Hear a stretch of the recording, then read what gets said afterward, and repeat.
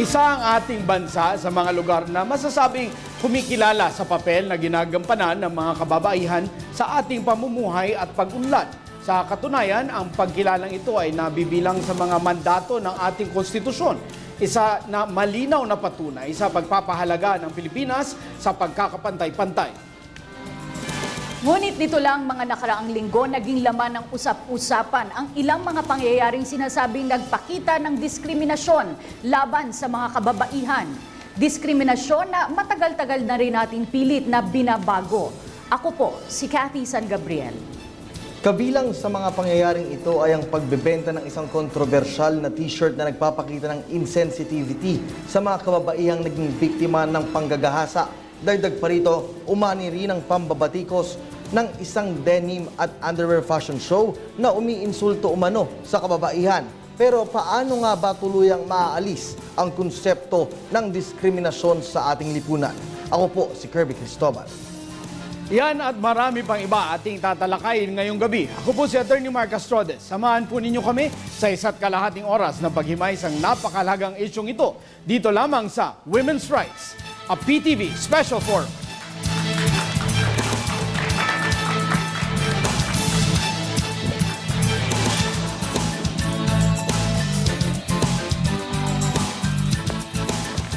Nitong mga nakaraang linggo, dinagsaan ng mga negatibong reaksyon at pambabatikos sa social media mula sa iba't ibang sektor at grupo ang ilang isyung may kinalaman sa gender sensitivity.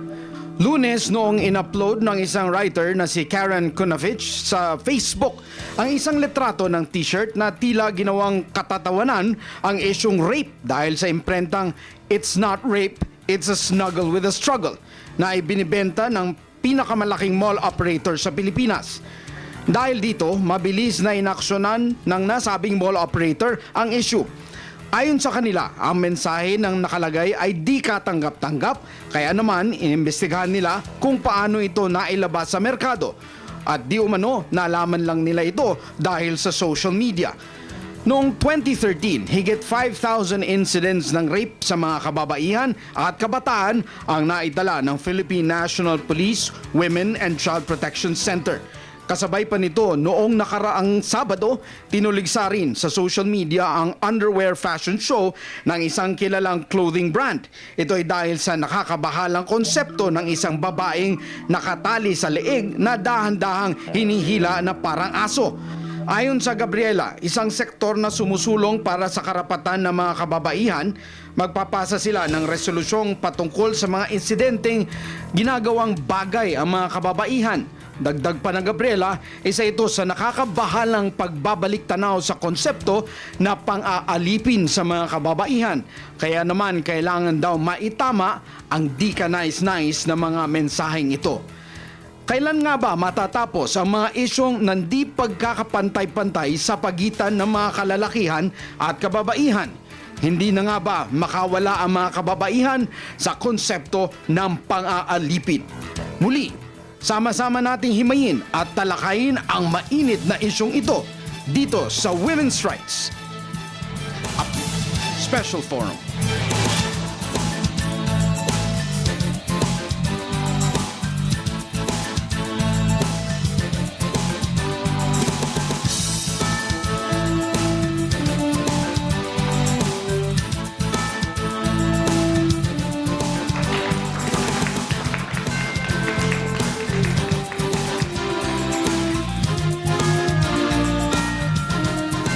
Isang magandang gabi muli Pilipinas at napaka-controversial nga nitong mga nabanggit mo dun sa ating introduction kanina, Mark, yung mga issue na patungkol sa karapatan ng mga kababaihan.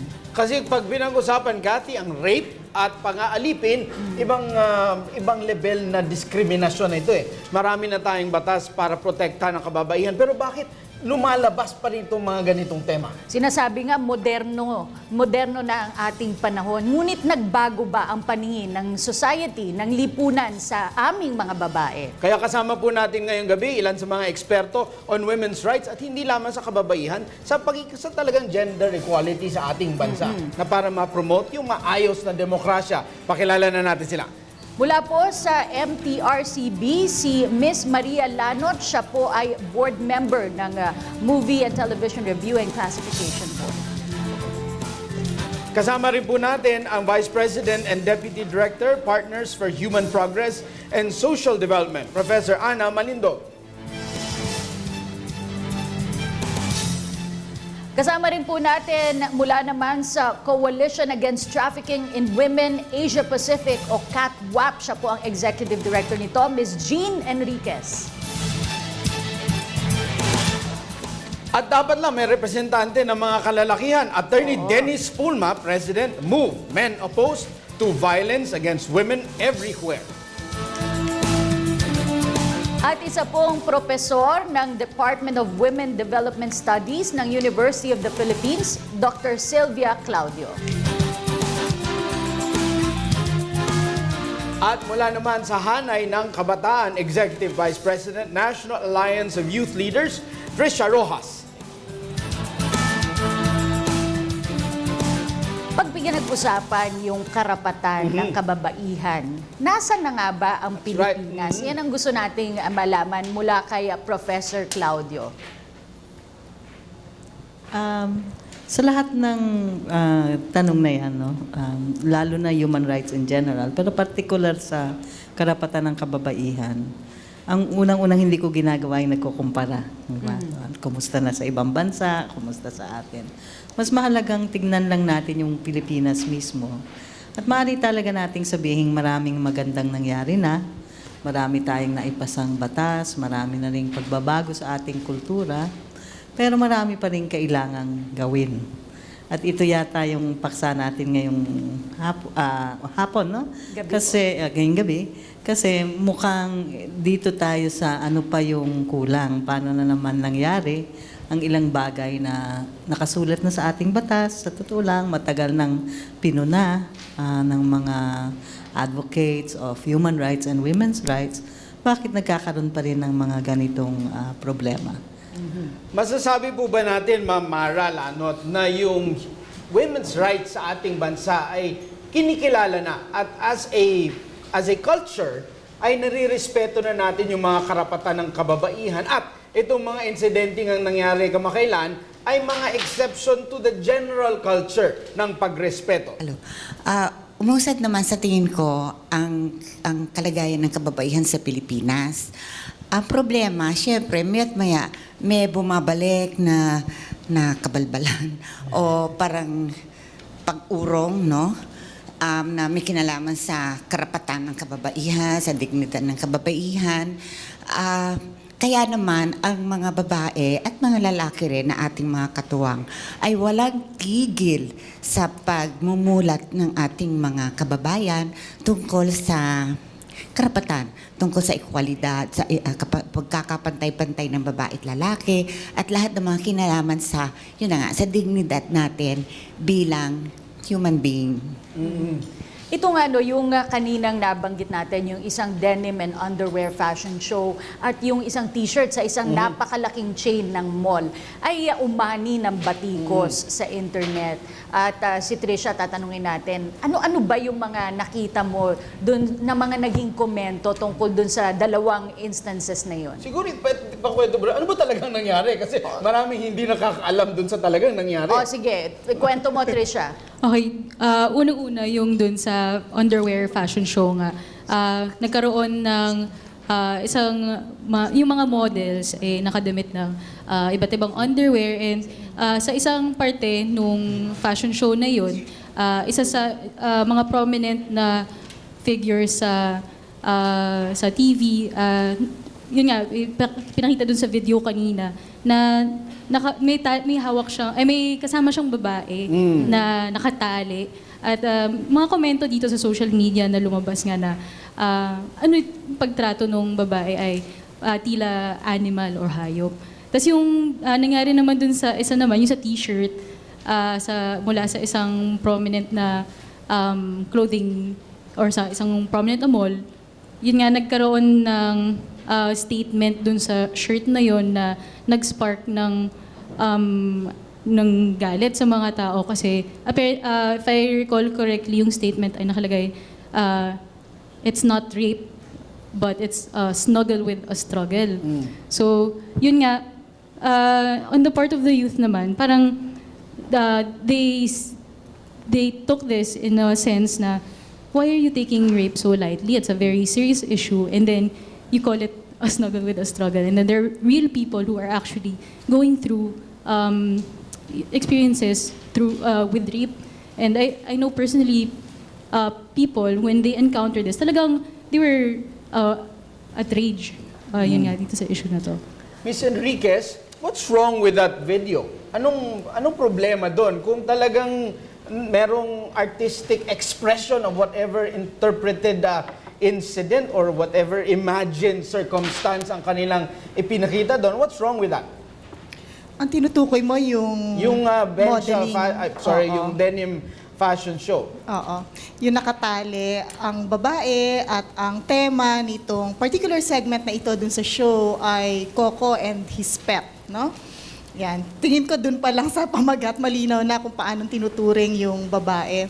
Ang problema rito ay kung ano yung representasyon nitong pinapakitang ito, anong simbolo nito. Marami nagsasabi na ito ay kung paano tinuturing ang isang babae na parang, dito literal pet, no? O alaga. Maaari rin siyang i-interpret na pwede siyang alipin, nakatali, no? So, ano siya? Pinipigilan siya. So, yung pagpo-portray sa kanya bilang alipin, bilang slave, no? Ay problemado. Sabi nga ng marami ng mga kababaihan, masakit itong makita, lalo na kahit pa sabihin na siya'y pumayag sa ganitong portrayal, no? Kasi pagka pinag-usapan natin ang trafficking, nakagaya ng rape, marami nangyayari ngayon. Kailangan sabihin yung datos kasi tinanong natin kung gaano na ba kalayo ang narating ng kababaihan sa Pilipinas pagdating sa equality. Isa sa bawat 10 Pilipina na may edad na 15 hanggang 49 ay nakaranas ng sexual na karahasan. No? So kapag ka doon sa t-shirt na pinakita ay tinitrivialize ang rape, kapag ka dito sa fashion show ay parang laro lang, no? Yung itsura ng mga alipin sa mga babae, yung pag-trivialize ng mga ganito, ng mga karanasan, ay napakalaki ng impact doon sa mga manonood. Nakakabahala ito para sa akin, higit sa lahat sa mga kalalakihang kabataan. Okay lang ba na ganito ang pagtrato natin sa mga babae? At tingin ko marami yung gano'n. No? Bagamat may mga kabataan na nagsabi na masakit to para sa aming makita, ang dami rin na nagsasabi, bakit ginagawang big No big deal, oh. Pangalawa, yung balikan ko yung sinasabing pagpayag, no? Yung usapin ng consent, napaka-problemado rin. Kasi pag pinag-usapan natin ng anti-trafficking law na pinasa noong 2003, kahit ang pagpayag ay hindi lisensya para tratuhin na alipin ng isang tao. At alam din natin historically, no? Kahit sa mga kapatid natin mula sa Africa, marami sa kanila hindi na tumutol doon sa pang-aalipin. Pero hindi natin tinanggap ang slavery. No? Hindi ibig sabihin na pumayag na sila dahil daang taon na itong nangyayari ay pwede nating pahintulutan ang slavery. At sa kasalukuyan, ang modernong forma nito ay yung sexual slavery. So yung representasyon nito na pagno-normalize o pagtitrivialize ay medyo delikado sa mata ng publiko. That's right. Nabanggit ni Ms. Enriquez yung trafficking and yung rape. Ito ay mga krimen sa ating lipunan. Ngunit are there enough laws po ba, Attorney Pulma, are there enough laws po that protect women's rights? Una po, good evening po sa lahat ng nanonood nitong program ninyo. In terms ng laws, there are laws aimed at protecting or even preventing incidents like discrimination and at the very least, discrimination and worse, yung violence against women like rape. So sa matatanda natin, on the international level, meron po noong 1979 yung UNCEDAW, yung Convention on the Elimination of All Forms of Discrimination Against Women, na kung saan bilang state party, kasi signatory pong Pilipinas eh. So kung state party ang isang bansa, so meron siyang kakibat na obligation. So one way of being state party, ang ginawa po ng Pilipinas is magpasa po ng batas. So you will recall na dito sa ating bansa, una, yung constitution natin is very explicit na sinasabi doon that the role of women is very essential. So ito ay nasa constitution natin and then sa ating mga local laws, beginning with, kung matatanda niyo yung Women in Nation Building Act Okay? And then yung sa violence against women, you have the 1995 Anti-Sexual Harassment Act. Alright? Tapos, yung 1997, merong tayong yung Anti-Rape Law, 8353, na kung saan yung rape, hindi lang ito naging, sabihin na natin yung traditional na sexual intercourse, pero nagkaroon din ito ng rape by way of sexual assault. So, ito may mga laws. And then, also, meron tayong Anti-Trafficking in Persons Act, which nagkaroon ng Expanded Trafficking in Persons Act na batas. And then yung Anti-Violence Against Women and Children and their children. So, itong Anti-Violence Against Women and their children, classify yung different forms of violence. So, aside from the traditional, kasi pag sinabi mong violence, physical, or either physical, sexual, may contact. Pero dito po sa Anti-Violence Against Women, May financial. meron ng financial, ito yung tinatawag natin na economic abuse.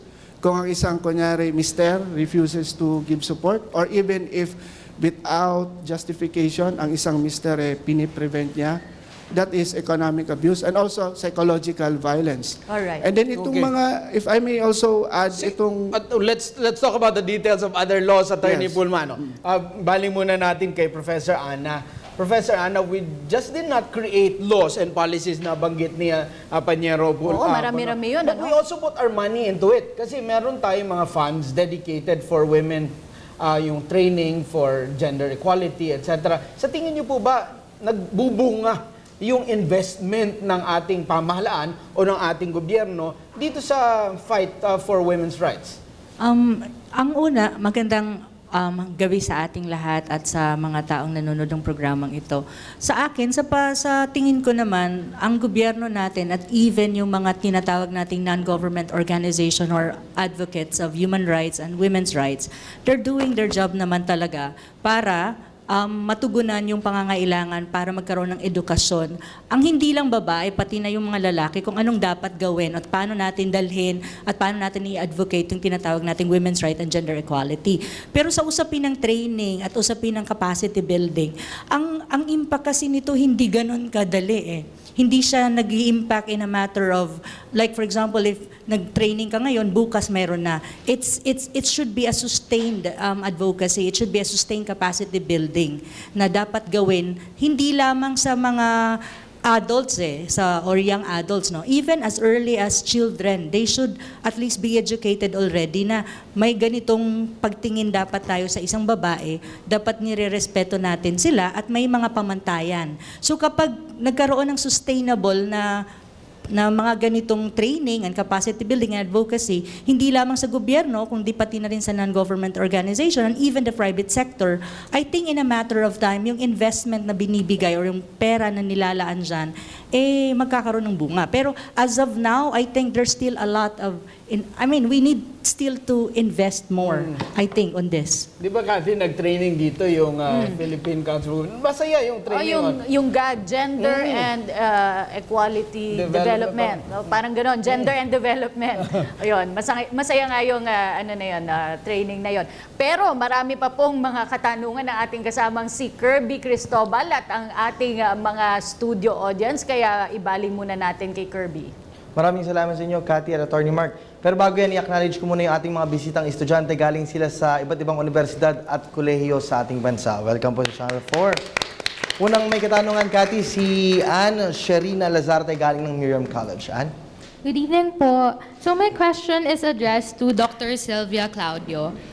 What's your take on women who use their bare bodies in protest against certain issues or to show support for advocacies?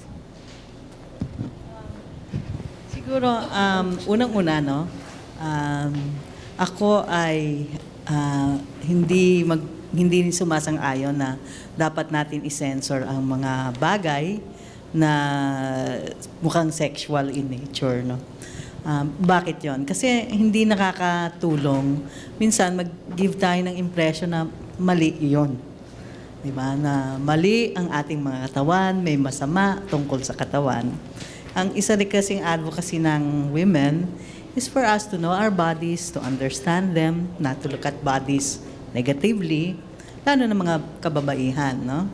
So, yun yung una. So, karapatan nila yon. Pero ang tanong siguro, ano ang context ng iyong karapatan?